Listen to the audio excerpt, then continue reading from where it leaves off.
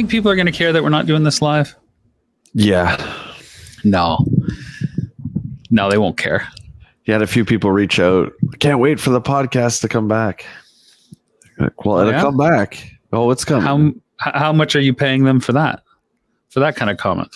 I don't know. Nobody cares, Jay. Nobody cares. Toys don't matter anymore. Nobody wants to talk about dollies. Nobody wants to see us talk about dollies. The cost of this podcast is too expensive to collect. Well, you got some dollies there. Why don't you sell those dollies? Yeah, I see you got rid of all your dollies for your video screens. No, you used to have a dolly background. I'm upstairs now, yeah. Yeah. Yep, all the toy stuff. I only have one computer. I should get another one, but I'm good. What's that Marvel vs. Capcom thing you got in the background there? Is that one of those stand-up, like one of the new release things? Yeah, it's arcade 1-up. Yes, 1-up. That's right. Did you get the Turtles one? Yeah. No. NBA Jam? NBA Jam is right there. Nice. Marvel, Street Fighter, Mortal Kombat. But the Capcom and the Midway ones are great because they have like 15 games on them too, which is awesome. Yeah. Okay. Well, we can start the show, I guess. Ladies and gentlemen, welcome to the Jay and Rob Toy Show. Finally back at it after a long hiatus. I don't know how long we've been gone. How long was it? 8 months? No, it wasn't 8 months. It just felt like 8 months. I don't think it was that. I think it was April. 6 months? Maybe it was 6 months. Yeah, it's been a while. Half a year. Nobody even remembers us. Nobody remembers. Well, if you don't know us, this is the Rufio to my Peter Pan, the Zach Morris to my Kelly Kapowski, Mr. Jay Bartlett. The JD Roth to my Johnny Arcade. Oh, you're going to go that deep, huh? Okay, that's fine. The Double Dare to my You Can't Do This on Television. Did you ever watch Funhouse with JD Roth? Oh, yeah. That was fun. Oh, yeah. Good. I got to tune in and check it out, and I loved it when they climbed and they fell in the ball pit. For whatever reason, we had a station called WUAB, which was Channel 43, Cleveland, yeah. Ohio. Yeah. And that's where all the good stuff came from. Yeah, so I watched Funhouse, and later he did Game Pro with, remember Brennan, dude? Yeah. What's up, dude? Brennan. Where's he now? Where's JD Roth now? Google it real quick. You want me to Google? Okay. JD I'm on a computer Roth. Too, but I just want you to do it. You're just going to make me do it. Well, he's still alive. He's 54. Whoa. He's a television producer now. He's the co-creator of The Biggest Loser and Extreme Weight Loss. That guy has done well for himself. JD, remember when you liked us gamers and us little pop culture fellas? Yeah, so just a little bit of background. I mean, I think you and I have talked, but it's been quite a year of transformation for myself in a positive way. And one of the things that's come back and that's actually helped with my transformation is gaming again. I took about 2 years off. What do you mean about transformation? Let's talk about what that means. Because 6 months is a long time. And it seemed to fly by for me. But what is this transformation you speak of in this half a year that's since transpired? Oh, just making healthier choices in my life and difficult choices, cutting out a lot of stuff. And unfortunately, one of the things I cut out a couple years back, right after my mom passed, actually, was video games. It had nothing to do with her or anything. Just for some reason, I just stopped. When the pandemic hit, like everybody, I hit games really, really hard. And then after she passed, I just stopped playing them. But through everything I've been going through this past year, all the good stuff, gaming has been very, very positive. That and music. So I've decided to embrace that. So I'm game streaming now on top of my live streaming, which is pretty cool. A lot of fun, different, enjoyable, scary. Yeah, playing the virtual dolly stuff. Because isn't that really just the evolution of play from toys to video games? Absolutely. At least that's what it was in our time. You, me, and Dare. Yeah, we were forced to stop playing with toys because nature called. and got into comic books and video games, which looking back is exactly the same thing as playing with toys. Yeah, it's just a different kind of toy. I mean, for, however long video games were considered a subset of the toy brand. Famously, the NES, when it landed, was under the toy banner. It was a robot because, video games were still tainted and whatnot. So it's still a toy in my eyes, even though video games themselves is like the biggest entertainment section of the world. I'm curious, now that you've embraced games, how has that made you reflect differently or not so differently, or has it even brought more consciousness to the Nintendo Quest journey? Oh yeah, that like 10 years ago almost we went on that. Next year will be 10 years. Yeah. I watched a few clips on your channel actually. And the extended stuff? The extended cuts, which are great. You did another amazing job putting that together.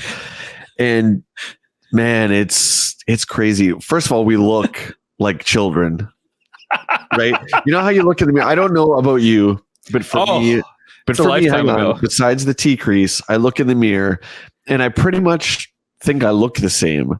No. Then I watched Nintendo Quest from 2013 and yeah, we've aged. I've looked better. Yes. It's amazing that we did that, because to try and do something like that now, I'm not saying it's not possible. I just think we did it at the right time for whatever reason. And was one hell of a trip, man. Look at this. It was awesome. This is how childish I still am. The sun is just like glaring in my eyes. Oh my goodness. Well, let's say, hang on. Setup. We've talked about my setup here, which is a different room in my house. All the toys are still there.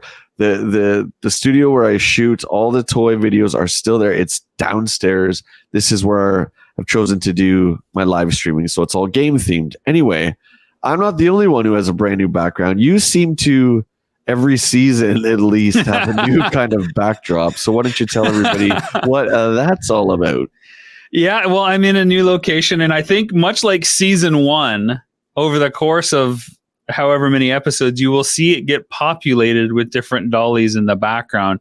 I made the decision in the summer, I think it was mid-July, to get a separate office space because I've just been really busy since we wrapped the last season of the Jay and Rob Toy Show podcast. Making films, shooting stuff, finishing Action Figure Adventure Season 2, which of course we'll get to soon. And I just really needed a dedicated space so I could just come away from home, sit down, focus, get it done.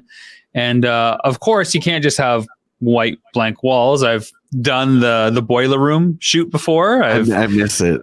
And if you guys don't know what we're talking about, look no further than Rob's channel here. Dig into our episodes. The very first couple Rob was in, it was actually Freddy Krueger's boiler room where he shot. Yeah. I don't know how he let you do that, but he did. And there you go. Well, it was during the daytime. No one was sleeping, so he was sleeping. That's just how that worked. So, I mean, now we've got this set up here. It's, it is what it is. I'm not used to this like cross beam of like, it's like, what is it from Neverending Story? Like the Oracle, the Southern Oracle. It's just like burning my face. Well, I was going to do stay out of the light. Oh, first scene of Raiders. Yeah. You'd be dead multiple times. Yeah. Well, that's me. That sounds about right. Oh, Indiana Jones. I got to put that on the docket too. Hang on. Let me add that. So please don't. We're talking about it. Please don't. Indiana Joneser. Okay. We'll talk about that later as well. So yeah, I got a new space. Jay's got a new space. It's a new year. There's been a lot of toy news that has happened, of course. I got to get to some icebreakers though, and the big icebreaker, of course, is: so you still like toys or what, Jay? Or are you good? Are you good? That's exactly what I was going to say. I didn't want to cut you off there, but I do want this to be in the episode because I've actually had people reach out and say this. Because I've started to live stream gaming, have you stopped? Jay, you can only like one thing. You can only like one. Anybody who knows me, let me explain really quickly. My whole life, for whatever reason, I'm very thematic. So in my house, each room is dedicated to something, and that's just the way I've always been. Okay, so this is where the games Themes. go. Themes. That's why it looks like this. No, I've not stopped collecting toys. I'm uploading and doing podcasts live every week on YouTube. I'm just taking the goodness of Nintendo Quest, the goodness of Action Figure Adventure, and I'm embracing both. That's it. Anyway, icebreaker. Do you still like toys, or are you good? That's the icebreaker. So you still like toys, but are you like still like into toys, or is this gone to like a second or third kind of back burner in your pop culture sphere currently? I still love toys. I was actually downstairs the other day shooting my Amazing Fantasy 15 Spider-Man video, and I was just kind of looking around because we've talked about not embracing enough what you have, and I did that the other day, and I'm actually at a good point now where I'm very satisfied with my collection, both vintage and new. You say this every few months, my friends. I want to see where it's going this time, though. Well, it's been a few months, hasn't it? So I'm saying it. But the point is, you say it and you continue to add stuff, even though you're good, you continue to acquire. Right. But I don't feel the need to purchase everything, which is a big problem. Hasbro and Mattel have kindly made that decision for me with their price hikes, just with kind of lackluster product as of late. They're like, the Spider-Man's great, but a lot of the Legends have just passed over. G.I. Joe Classifieds, I'm very picky. But more so, I'm just happy with where it's at, and I still love collecting. Absolutely. Toys, right? Like, where does he get those wonderful toys? Yeah, I mean, we have many dealers of the drug we love, especially in our hometown of Heroes, London, Ontario's. Yeah, one of Canada's biggest stores. So it's hard to avoid toys. Boy, and I'm still definitely on the toy train, Mr. Tinker Toy. I like to Tinkletown. Go to Tinkletown. What? It's funny. I don't feel the pull as much from external sources. Maybe because I've been so busy and I haven't been so buried in all the news that's happening around. It's not like, oh, look at this. It's like I haven't felt that external pull. But when I'm in a store, it's like, oh, that's neat. It's like, oh, that's neat too. And I remember, I think it was in June, Formo Toys, which was the company that had these very interesting He-Man kind of like figures, and then they rebranded stuff to their Legends of Dragonor line. I thought, oh, those are really cool, interesting sculpts, obviously inspired in homage to the original vintage He-Man stuff, but in a whole new direction, very Jack Kirby. I'm going to get those. I'm like, looking at my budget, that's going to be it for the year. I don't need to have any other toys. There's nothing on the horizon. There's no new pre-orders. There's nothing that I need, because I'm happy with where my collection is, both new and both vintage. I don't need anything else. Yeah. And then, you find reasons to need new things, like a new office space that needs decoration. Well, I got to get something for the office. You got to put something on the shelf there. People need to see something in the background. You can't just have a white wall or your bricks, Rob. Yeah. So how do we say this? I don't feel that pull. Like when there's a new wave, something that's always grabbed me is the G.I. Joe classified stuff. I don't feel the need. I had the twins, Zaymont and Tomax in my hand. I had Stalker in my hand, that entire wave in my hand.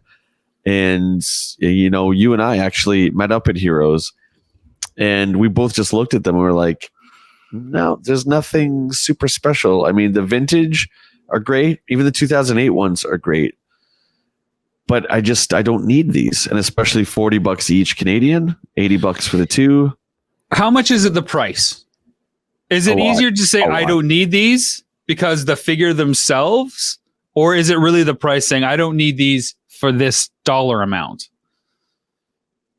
Okay, well, when you put it that way, I'm going to say probably most of my decision making has to do with the cost. Okay. Because, I haven't liked every decision they've made for, let's talk G.I. Joe for a second. But I've still picked up all of them.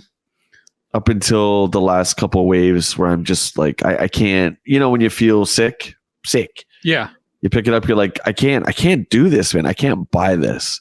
Buyer's regret almost instantly. I can't spend this much money on Zaymont and Tomax. Now, again, if that's your guy, cool. Like Serpentor's your guy, you're going to pay the $3,000 for him. Sure, go for it. No. It was $80 US. Sure. Plus my $50 Hasbro Pulse membership, plus duty, plus shipping. So he's my guy. But he's my guy, Jay. He's my guy. Yeah. So I can spend whatever it takes to get my guy. I just need him, and then I'll feel more complete. There's not enough Snake Men dollies out there for me. It is price. What about you? It's got to be. It's the options. It's the options. I mean, the price is certainly a factor, but it's like, I collect turtles. How many Leonardos do I need? Yeah. There's the movie ones, the cartoon ones, the Mirage comic ones. There's the Ultimates, like the Playmates ones from Super 7. It's like, I don't need all of these. I'm not really getting much more out of that new iteration, that new figure. Even the variant type stuff, it's just not quite enough.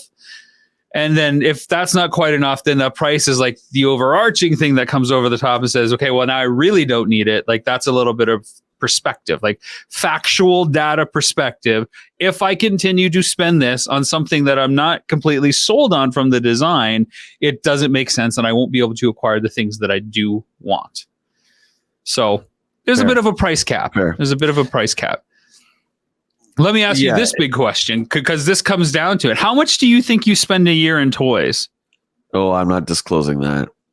No chance. So I did some quick figures, and I thought, there are some months, if I looked at a 12-month period at some point, I would have easily have spent $10,000 on toys. Wow. Now, is that a lot of money or not? Because that's less than $1,000 a month. $1,000 a month. Say that isn't out loud. That much. Which isn't that much. $1,000 a month on toys. On toys, yeah. It's less than that. It's like $850. Now think about this. If you get like a Galactus, which I did, that's half of that in 1 month. Right. You buy Eternia right now. If you're in Canada, we'll talk about Eternia too. That's $1,000 right there. Like, there's a lot of big ticket stuff that like easily eats that away. And then if you start picking up a classified figure, a Marvel Legends figure, you're spending $200 easily. Like, I think most people could drop a couple $100 every weekend, and that would easily add up to $800 a month. Okay, so let me kind of continue piggyback off that. So I look at the cost of things in a budget like that, say, and I'm honestly looking at lines that are in my collection now that are vintage that have an end. I recently completed Buck Rogers. It's not a huge line, but I did, and it was so satisfying that was over in a good way. So I'm looking at, okay, like that Amazing Fantasy Spider-Man figure is $50.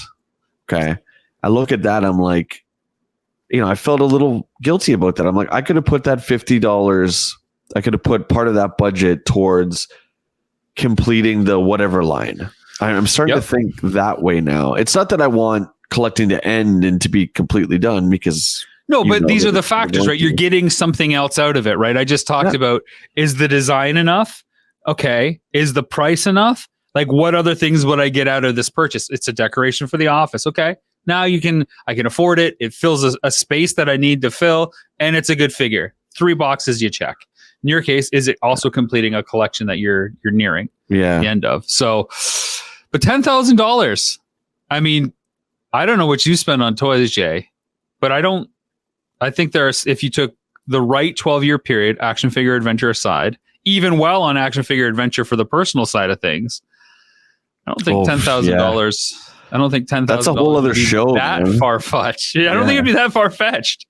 Yeah. It sounds crazy when you say that big number, but when it's 20 here, $50 there, 100 here.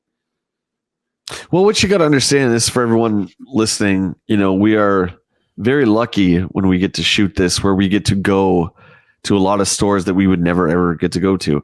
So, at least in my mind, I'm sure Rob's the same. It's like you're in this great store that you've never been to, and you might never get to again, and you see this item, that you haven't seen in a long time, if ever, and you're like, oh man, like when am I ever going to get back to this location? Probably never. So you pick it up, right? I'm very guilty of that.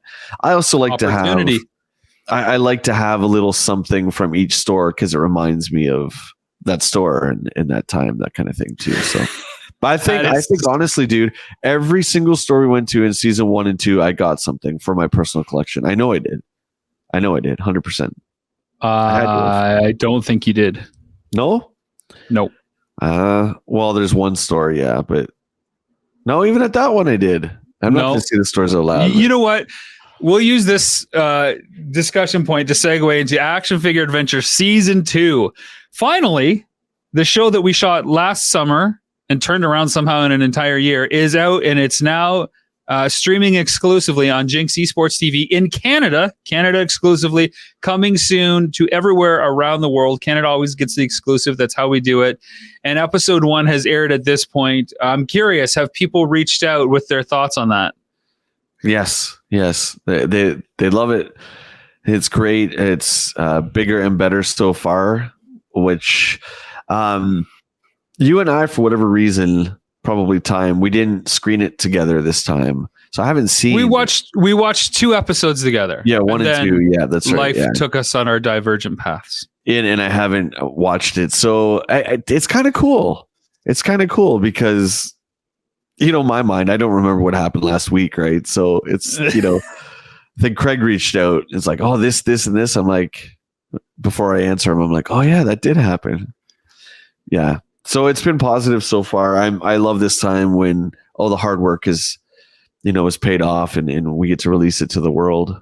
So it's exciting. How about you? Well, yeah, I have a lot of good comments, of course. People are excited. Oh man, that episode flew by like in 5 minutes, and people have like rewatched it 2 or 3 times to just see what's in the background as well, to see if you missed something that you should have considered and what they would have picked up. But we're already getting people playing the home game, which is what I love about the show. It's like, Jay does what Jay wants to do with his quest, but then you can kind of mentally take note. What would you have done differently based on what you know about toys and marketability and saleability and stuff? So it's a show that begs engagement on that level, which is very fun. But yeah, everybody really liked it. And everybody really liked the first half in particular, which is pre-hunting, which sets up the journey. It recaps what happened in season 1. It talks about how toys really dig their claws into us as children and what that does for us. And then it sets up season 2's overarching quest and where you plan to go and what you're trying to do. So that stuff is always so difficult to handle as a filmmaker, because you've got to make it clear and concise, but you can't leave any detail out, because it's the thing that everybody will call back to when you're in the moment making a decision. Like, they got to remember the rules of the game, kind of. And so you've got to make sure that those are understood. I would also say to everyone playing along at home, no pausing. No pausing. I would say you can watch it again. That's fine, because that's like doing another lap of the store, but you can't pause and look at a shelf. You got to play it live, because that's pretty much what it's like for us. You don't get to sit there, and it's amazing. Rob gets to go through all this stuff when he's editing it. And he'll message me here and there. It just like last season, be like, "Oh man, did you know this was there?" And I don't remember it all. So yeah, no pausing when you play. That's the rules. Although we usually had about 2 hours, and they get to see each store visit in about 10 minutes. So there's that too. Yeah, they can rewatch it, no problem. They can do their rewind lap, like you do a lap in the store, to see if anything was missed. Exactly. So there you go. Well, you've got a digital code, much like all our Kickstarter backers. And I say this every time we do a Kickstarter campaign, and every time people come out later on say, well, how come I can't get it? Well, I told you, now is the time to be a backer so that you can get it. And our Kickstarter backers get episodes a week before they drop in Canada.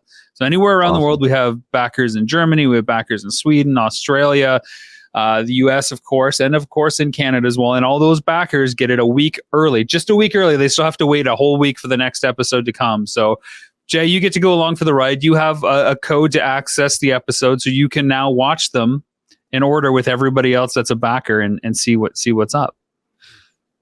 Maybe we'll see. Yeah, I think it's pretty important that you watch the TV show that you are a part of. Hey, I like to compare myself to Kim Basinger. She never watched any of her stuff. And what has she done for me lately? Well, dude, she's like She's up there. So she's doing good. She's fine. You're not. Season you know 1, what? season 2. I'm a big fan of Batman. I'm a big fan of Cool World, but LA Confidential, I guess, would be another. My Stepmother's an Alien. Woo, so good. Yeah, Jay. I think you better hop on the horse because you're gonna get more calls from people and say, "Well, what did you think when you did this?" And you'd be like, "That didn't happen." You're like, "Oh wait, maybe it did." I think you better get all on right, that. I'll watch it. I'm so vain. I'll watch myself. I'll put it on the big screen. Just watch it for everything else. It's not about you. Watch it for everything else. Watch it. I'll pause myself praise, and be like, wow. Praise my work. How about that? How about you praise my work? It's always about Jay, and it's the guy who's doing the thing. What about the guy behind the guy? What about me? What about me? Watch it for me. Well, sorry, Zob. I thought it was hilarious, and I mentioned this on Facebook, and I think you saw the comment. Somebody said, I can't wait to see what you guys get up to. And I said, well, interestingly enough, I'm in it far less this season, yet I still get equal billing and I appear on the poster. Yeah. It's just true. Yeah. It's true. Well, it's tough. And, we've played with the idea of having both of us on camera because I think it would be a great back and forth. But you're Mr. Director, right? So you need to be behind the scenes. I can't be in front and behind. And I had some of the comments I got, and I got more than one person saying they like how I'm the sounding board off camera as you go through this. And sometimes they like how I play devil's advocate and point out things that you're not thinking about. And that's the toughest thing is a little bit of behind the scenes here for you. Every time I find something cool, which is multiple times in each store, I'll look at Rob, who's usually behind the camera, and go, oh my God, or something. And he's like, don't do that because the audience doesn't know who you're talking to. Well, I guess they kind of do. So anytime you see that, I'm looking at Rob because yes, he's the sounding board because it's so strange to be there by myself. And I want to share the excitement, but with myself, it doesn't make a lot of sense. So all those times when I'm like, oh, and I look to the side of the camera, I'm looking at Rob. There you go. Yeah, and there's several shots in the trailer where I think the Dino Riders piece that you hold in your hand in one of the stories, you look at it, you're like, oh my God, Rob. And that was, without ruining anything, that was the price. I was like, I didn't know they were X amount. I was like, whew. Yeah, I remember that. They're up there. They're up there. We talked about how much we could potentially spend within a year. I'm wondering what you would do, Jay, if you had to start collecting from scratch. You didn't have anything at all. Where would you start as a collector today? Yeah, I mean, it really is. Like, you could have the same budget that you spend now, which is whatever. And let me say this. I don't have a budget. I have loose barriers. Like I said, I wasn't going to get anything past the Formo Toys pre-order. And I've since spent a lot of money. On toys. So it's kind of like, I can justify this and that. I like it. I've been a lot more pickier and choosier, and I've opened a lot more stuff as well, which has been my hard, fast rule that I've been trying to do for the last 2 years. But where would you start if you had nothing? You could say fire destroyed your house. You didn't have anything. Maybe you're just new to collecting and you didn't really know about the world of adult action figures. Where would you start and how would you start amassing something? A collection or display, or would it even be for that kind of goal? I will not name names, but I had someone come up to me in the spring. Mysterious. And we were talking, and he's around our age, and he wanted to get back into toy collecting again. And he asked me, where do you start? So I'm going to give the answer that I gave him. As a new collector, you got to look at what fueled you as a kid, I would say. I mean, unless there's something that you're watching on TV or a movie now that you love, but most of us get back into it because of something from our childhood. So go back to, just don't even think about it. Think about the one IP that you fell in love with. Rob's, boom, He-Man. Me, Star Wars, boom. It's like not even a thought. It's just right there. Go to that, and that's your starting point. And then if you want to recreate your childhood, you can with vintage stuff. But a lot of these companies like Mattel with the Origins line are killing it, He-Man wise. They're killing it with recreating the originals and kind of making them better. And it's a lot cheaper too. So you have multiple options, but I would say start with the IP that you love the most, which should come to you instantly. It's a good answer. And usually I like to poke holes for the sake of banter back and forth. But it's a really good answer. I'm probably a little bit more practical because of my station in life with kids and limited space in a house. And I don't get to have an arcade room. I don't get to have a dolly room. I don't get to have themes like Jay does. I get to have spaces that I have to additionally rent out and make it look like some sort of sandwich shop in Pittsburgh. I like it. And I got to say that you have kids. I don't. I have arcade cabinets. So, it's the same thing. That's the life. That's the choice in life, folks. You can either choose kids or arcade cabinets. Never the two shall cross. That's just how it is. You don't want apple juice spilt on NBA Jam, or she'll be on fire. Psh, see how I did that?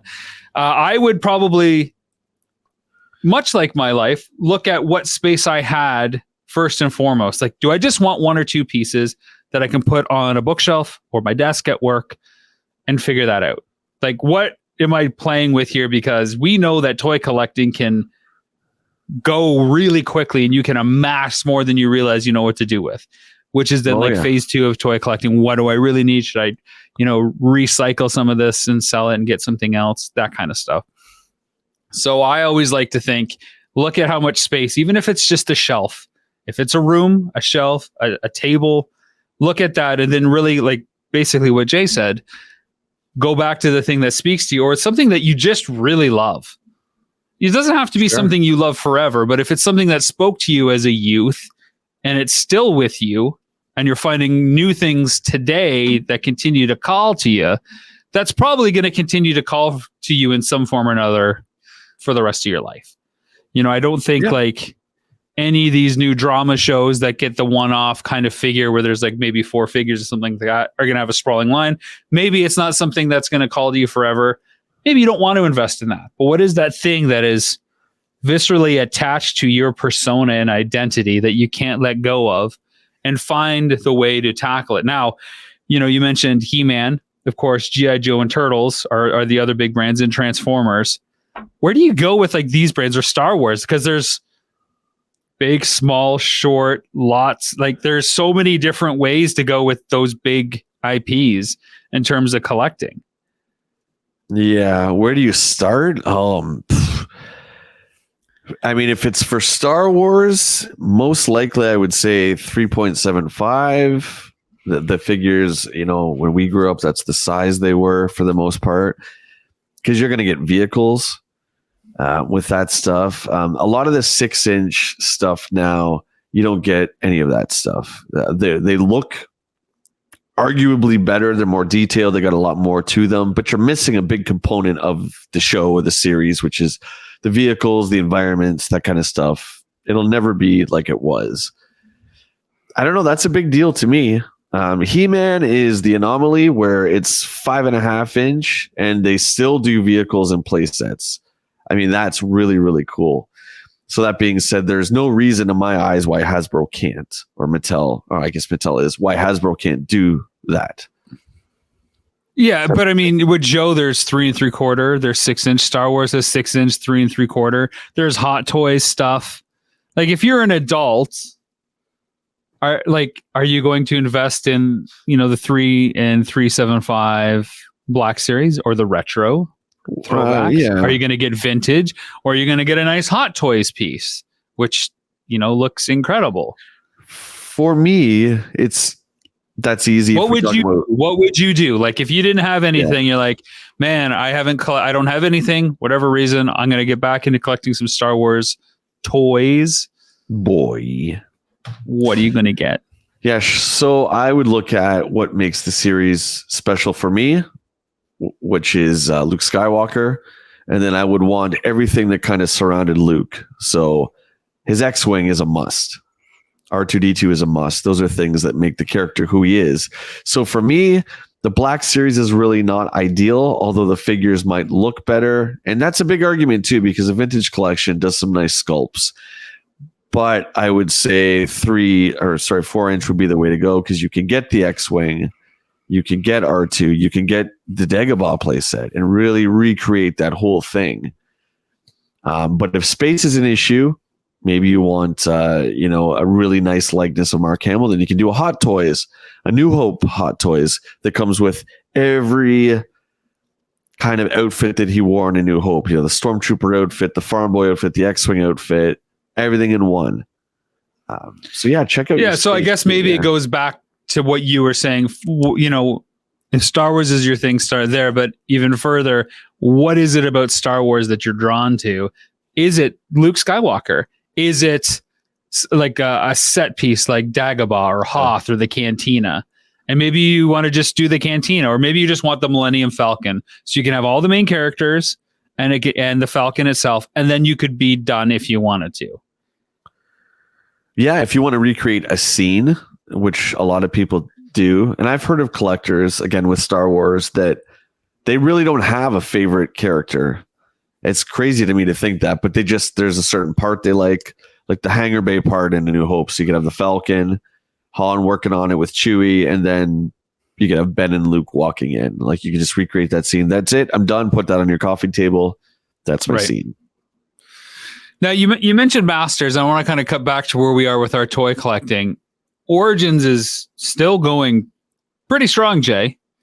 And one of the big things that was announced at San Diego Comic-Con a couple months ago, and now has since come up for a crowdfunding pre-order initiative, is the Eternia playset. So what do you think about Eternia? What do you think about the price point? And ultimately, what is the direction of the Origins line? Where is it going? The Origins line, I think it's great. I really, really do. There is a clear direction where it's going, which is great. Something I've complained about specifically with G.I. Joe, where they don't know what the heck is going on with that brand. But Mattel and Masters, they know exactly where they're going. I love it. Eternia is, we've talked about this playset a lot. It's been featured in our shows a lot. It's one that you and I don't own either, but it's one that we kind of, well, at least I want, but space is a huge issue for this. I think if you have the space for it, the price is fine. It's going to be pretty expensive considering we saw one in the box for 5,000 Canadian. You're getting it cheaper. But I said this on my channel as well. If you're going to shell out $1,000, and this is just my opinion, I would go for vintage. I would keep saving until I had enough to get the actual vintage one. As fragile as it is, that's just me. If you're going over $1,000, that's my opinion. That's an interesting take. I would dispute that. I think that this is so close to the vintage, and there's more bells and whistles to have something that is in pristine condition at a quarter of the price, depending on where you live. It's the way to go. Sure. Yeah. And I'm wondering what it does to the vintage price of Eternia with this being out there. Yeah, obviously the fatal flaw of that playset, and I do mean fatal flaw, is the tracks, and they're like shattered glass. I've had that experience. We've seen it happen on camera. So obviously they've fixed that, or at least we hope. But looking at it, and I've only seen the one photo of it, or a couple photos of it, they haven't changed a lot. So I think if it was a lot more different, I would be more inclined to pick it up, to be honest with you. But the fact that they're really trying to recreate the first one so badly, it's the first time I've looked at the Origins line, and I'm kind of like, I just wanted them to keep it retro in style, but change it up a bit, like they did with Grayskull. The Grayskull doesn't have a whole lot of changes, but it is different enough. So I don't understand that. So it's really close to the original vintage playset. Mm-hmm. It's significantly cheaper. Yeah. Wouldn't that make you want to get the new one instead of spending much more for something that is probably more fragile?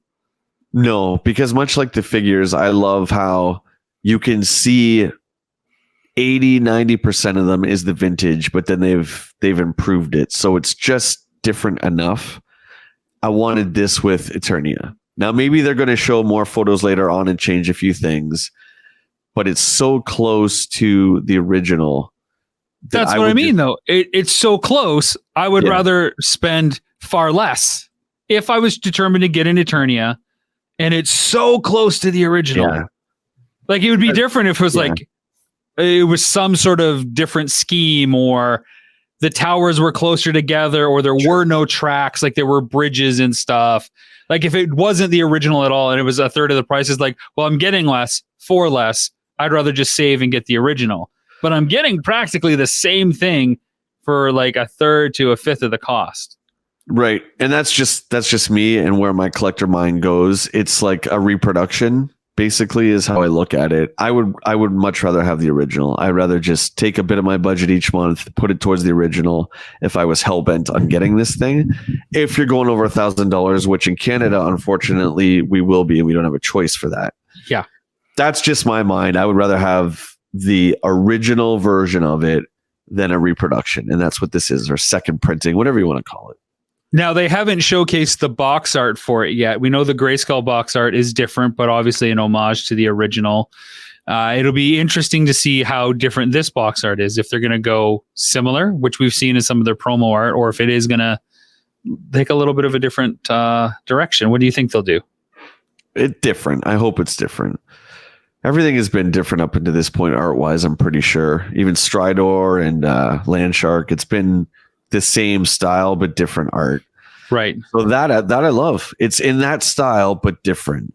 What about the tiers? So they had the early bird incentive to get King Grayskull if you backed within the first week, which has come and gone, which I think they should probably allow anybody to get it now that they've made the backers. Like, you want this? Okay, we'll give it to you.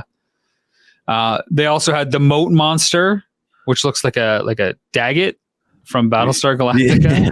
Yeah. And then they have Keklor or Dill Switch or whatever his name is. He's got the weird blue hat. I haven't seen him. Like he's I mean, what do you think about these tiers? Basically, a figure if you back it early enough, a second little creature, and then a third figure if we hit 10,000 subs. I'm not a big fan of the tiers. Obviously, they're directly copying the HasLab model, which seems to be working here and there. Well, it's a stretch goal Kickstarter thing, right?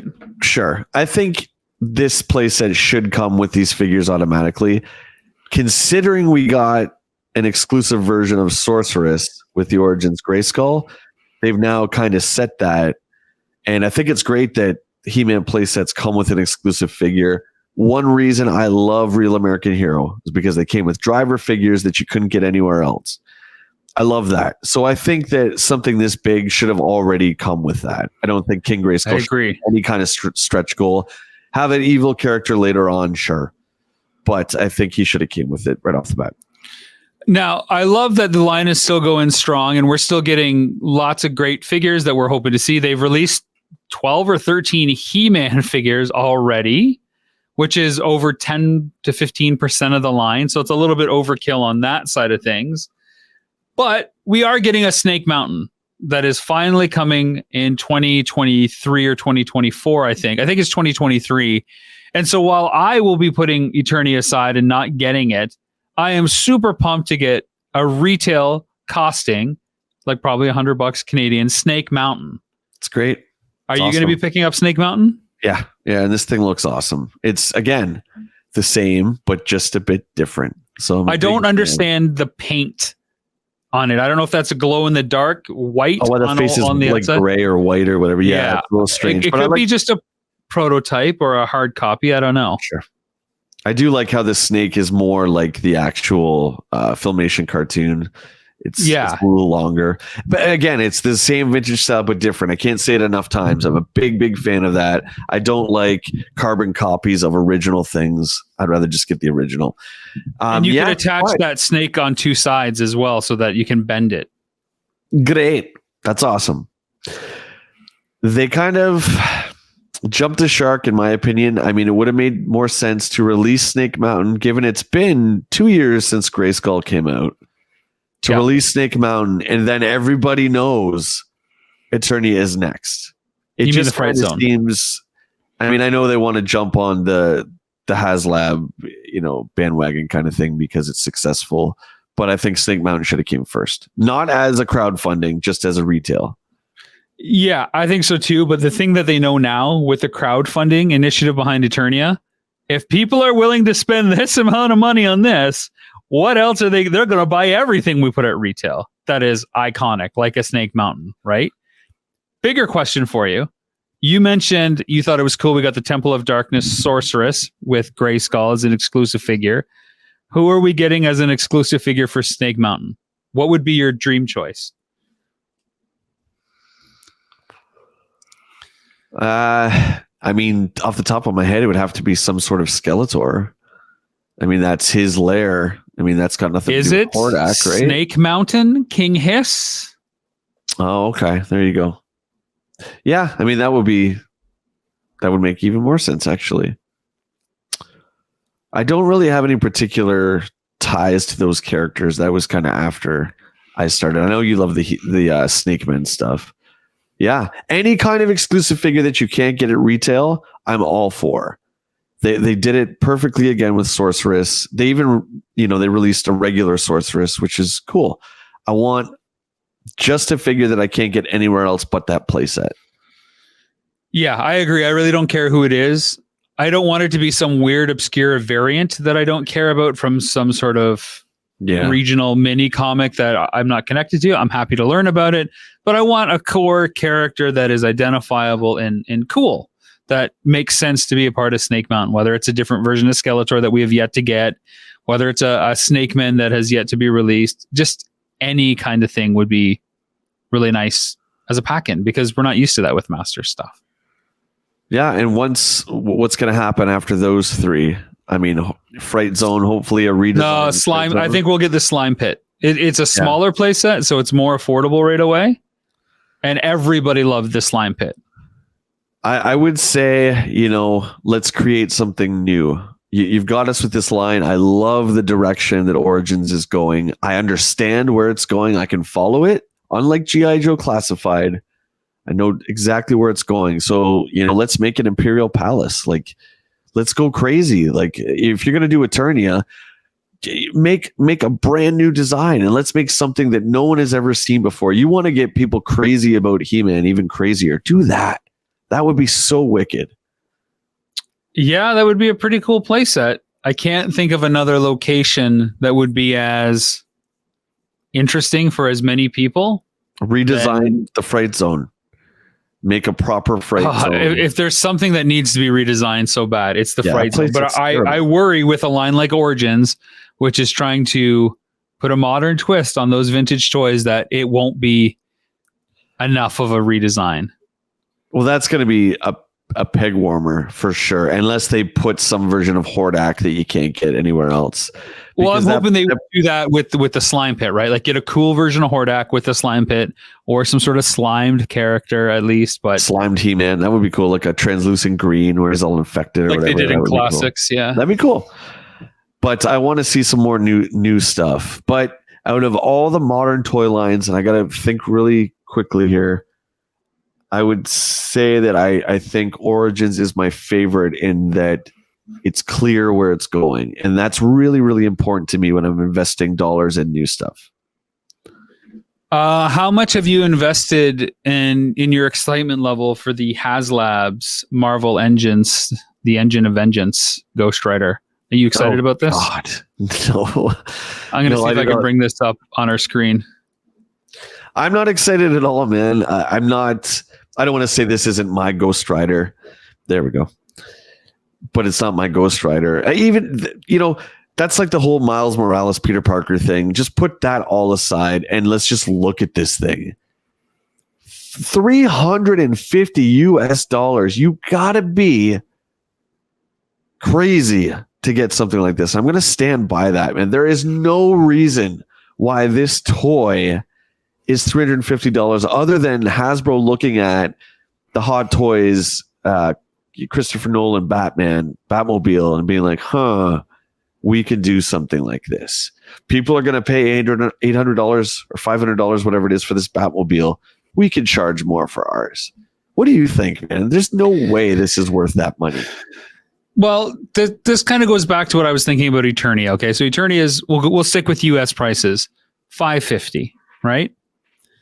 The sail barge was what, $499 when it came out a few years ago? Yes. The turtle van was $499 last year. The Mondo Battle Cat is $4.99, which is 1/6 scale Battle Cat. The Thunder Tank was The Thunder Take is $3.99. Yeah. Galactus was $4.49.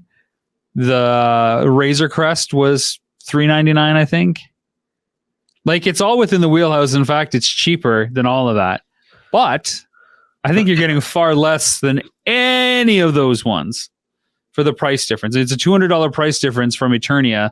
You're getting a vehicle versus like 3 towers. That's like one of those towers in terms of play value, right? Yeah. You compare it to the Turtle Van. People have said that Super 7 Party Wagon is very overpriced at $500.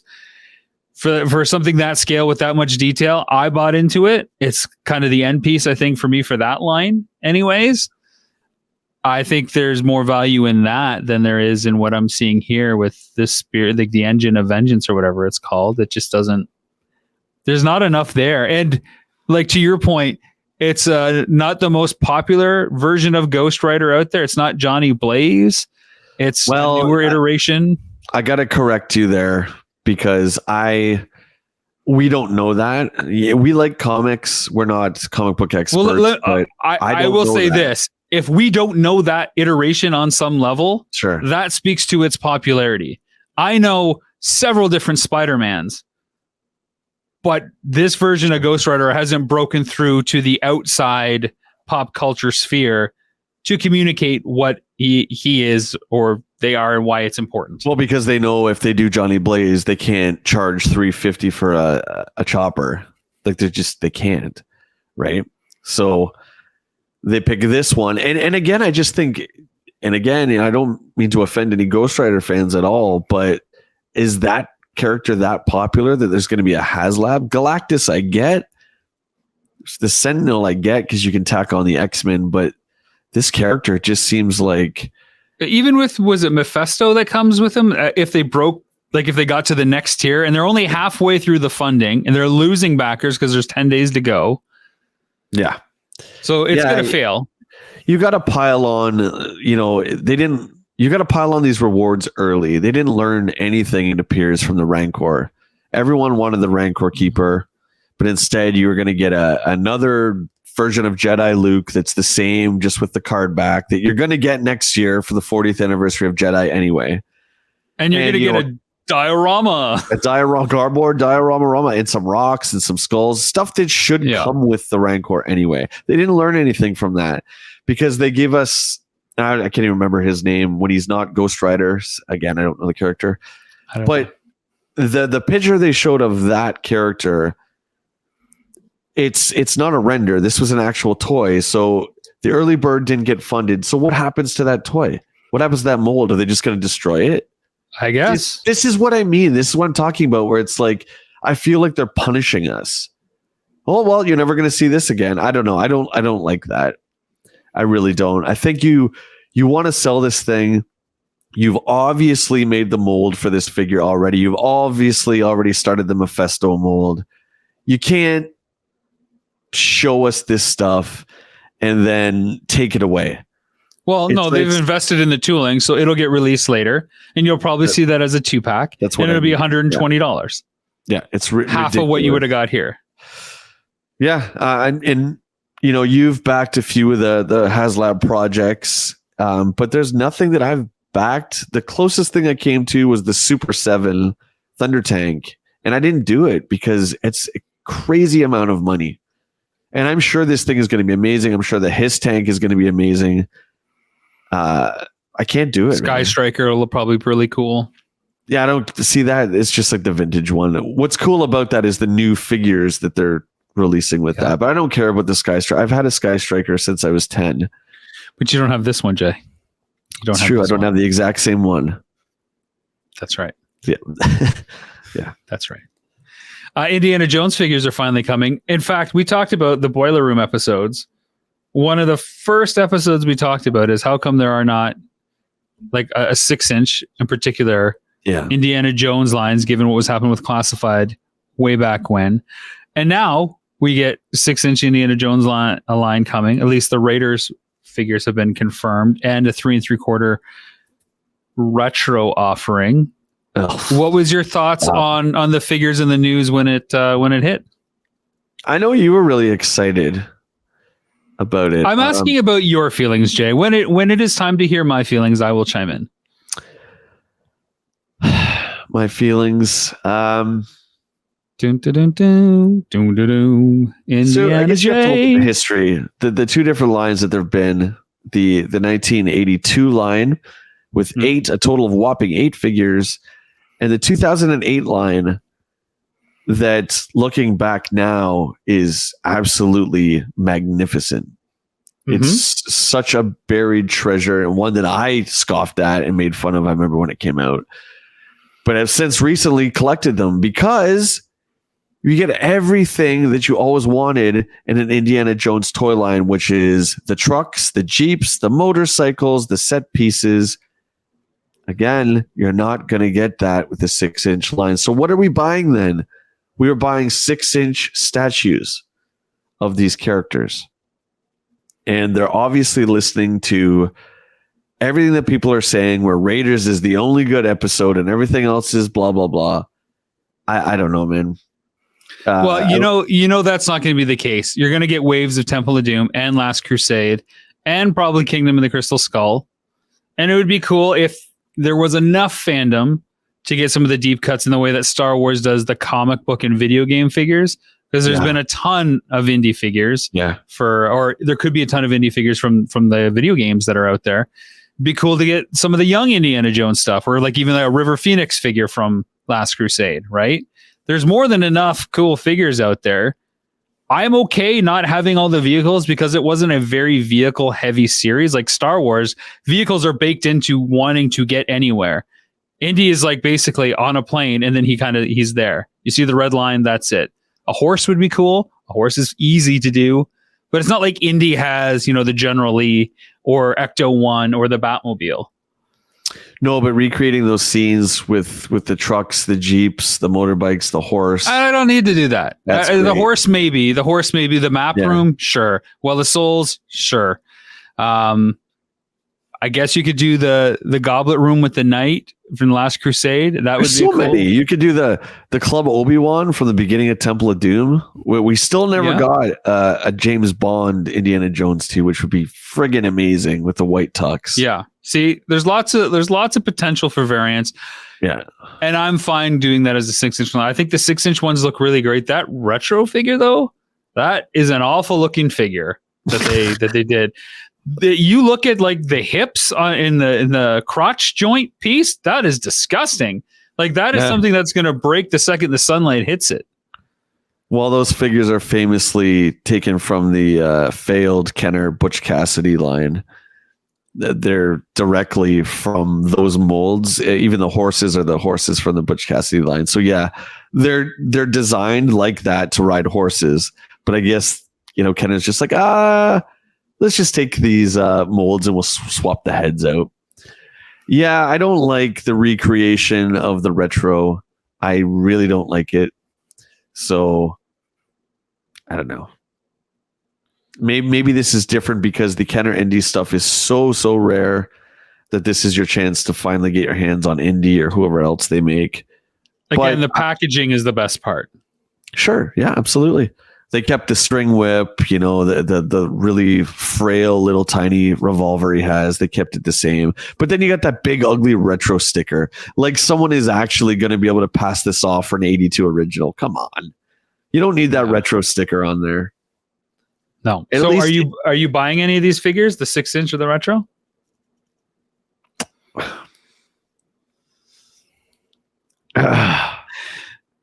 All right.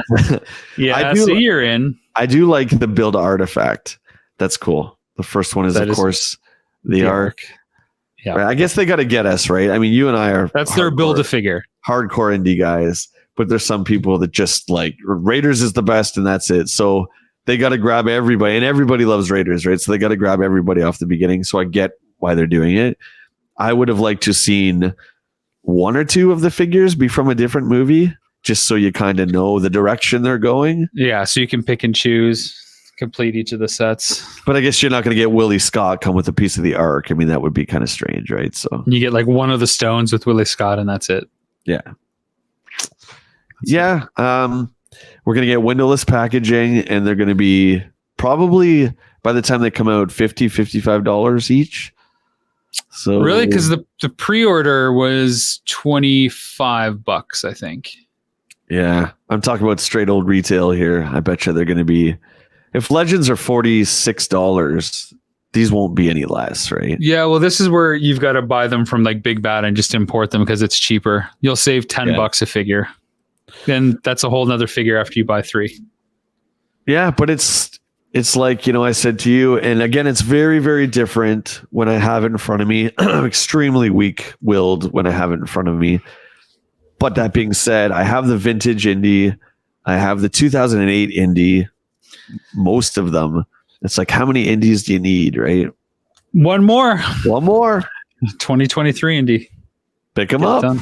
All right, that'll bring us to action figure spotlight for the week. Jay, you've got something. I've got something. Do you want to go first or do you want me to go first? I'll go first. It's been a while. So the windowless packaging for Hasbro has been a hot button topic for quite a while now. I know I've certainly talked about it a lot.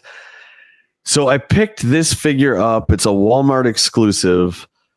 And yet, even though Hasbro continues to beat us over the head with plastic-free packaging, we're not going to have any more plastic.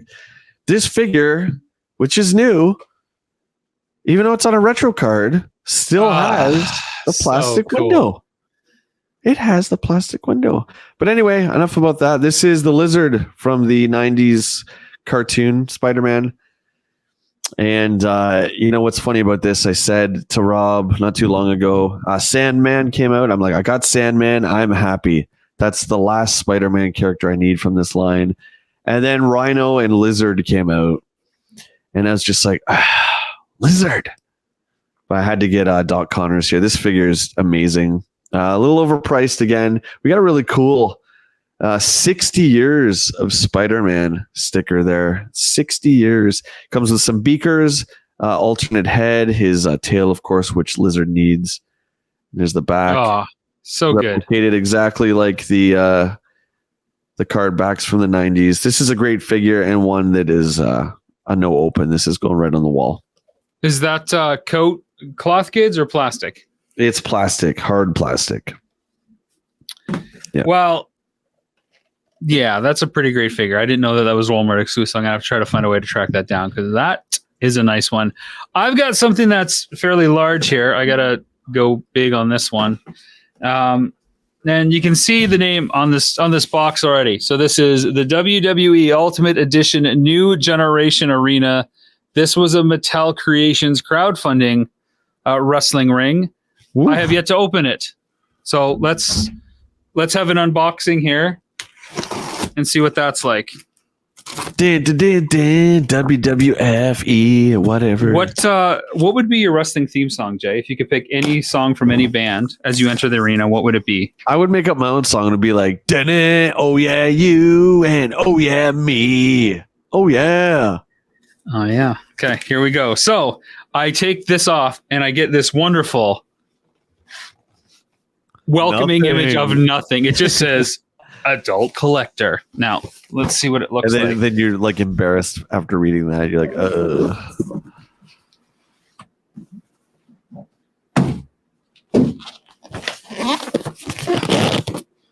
I get a big neon W.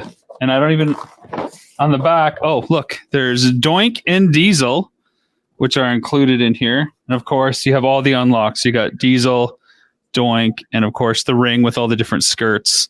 So you can do WrestleMania. And it has that little entrance there too, Jay. So you can actually have your figures come through that. And as an early backer, so I have a Macho Man, a ring announcer style coming my way too. I don't think this opens easily. Let me see here. Oh, maybe it does. That's a toy. You can't open that. You're right. I probably shouldn't. Oh, yeah. Oh, this thing is huge. Okay. I'm not going to be able to put it all together for everybody, but let me see. So you can see how big some of this stuff is.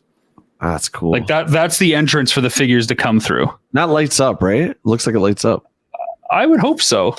It looks like it definitely lights up. I mean, as you can see, I know so much about this piece.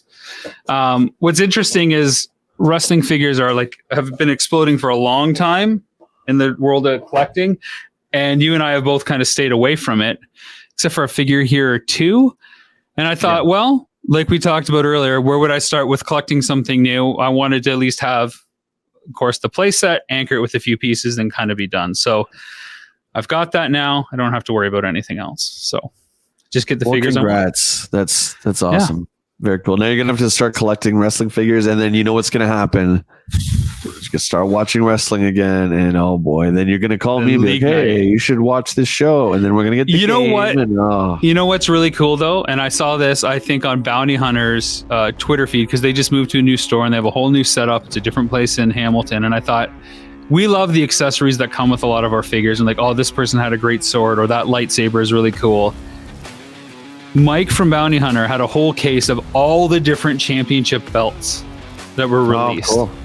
So that's a cool thing to try to collect and put together for all the different figures, because a lot of them had different belts, right? So cool thing to go for. But that'll do it for another episode of the Jay and Rob Toy Show. Jay, any parting thoughts? Yeah, it's good to be back.